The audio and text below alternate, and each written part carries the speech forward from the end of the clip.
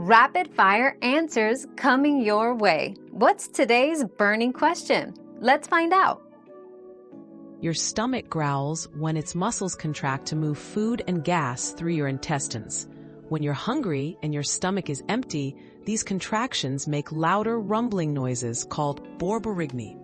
This sound signals your body that it's time to eat and makes you more aware of your hunger.